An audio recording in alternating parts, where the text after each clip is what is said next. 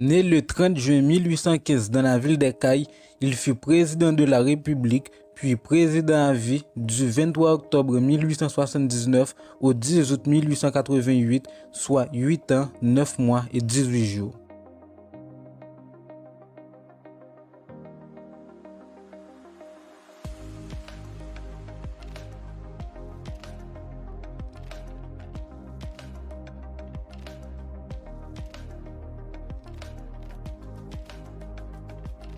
Il devient en 1848 secrétaire d'État des Finances sous la présidence de Soulouk.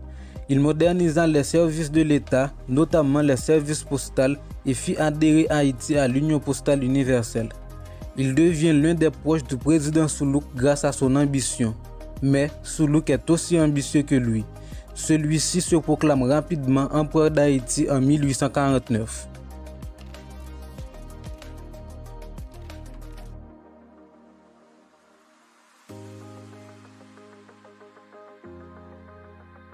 En 1851, toujours aux côtés de l'empereur, il devient ministre des Finances de l'Empire. En 1852, il figure près de l'empereur qui reçoit la couronne impériale lors de son sacre. Mais le 15 janvier 1859, l'empereur est renversé puis condamné à l'exil. La plupart de ses ministres quittent également le pays. Mais Salomon prend le risque de rester. Il se réfugie tout de même près de la frontière entre Haïti et la République dominicaine. Malgré ces précautions, il fut tout de même banni avec son épouse du territoire national par le décret du président Giffard daté du 26 septembre 1868.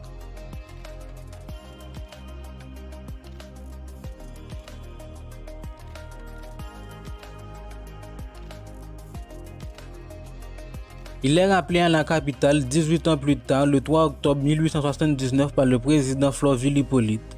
Celui-ci lui confie la fonction de secrétaire d'État aux finances. Mais il profite de la chute du président Hippolyte pour devenir président quelques jours plus tard après sa nomination.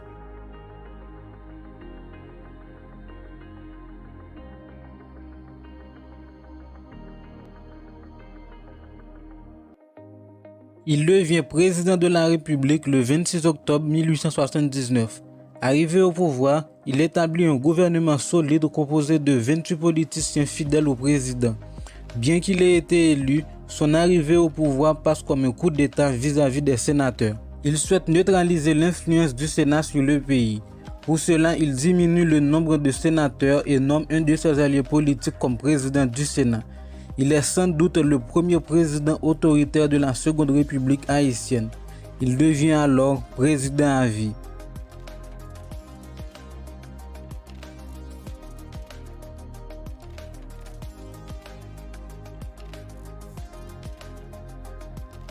Cette ère fait référence aux nouveautés culturelles et politiques mises en place sous le mandat de Salomon.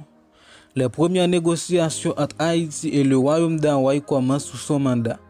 Il refusera de rencontrer le roi hawaïen parce qu'il a osé expulser les Haïtiens exilés à Hawaï.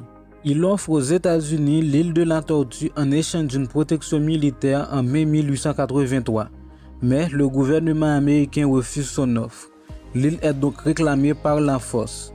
Les Américains présents sur l'île sont massacrés par les forces haïtiennes qui reprennent le contrôle de l'île. Après ces événements, le gouvernement américain se méfie de lui et le considère comme un dictateur.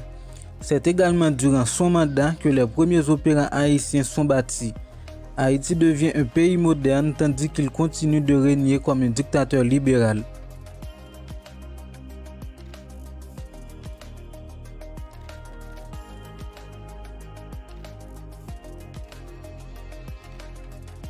En 1887, des révoltes secouent le pays et il réprime les révoltes dans le sang.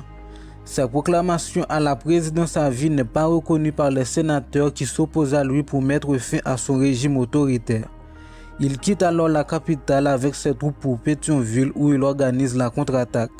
Mais ses troupes se rendent et il est obligé de fuir vers Cuba puis vers l'Europe.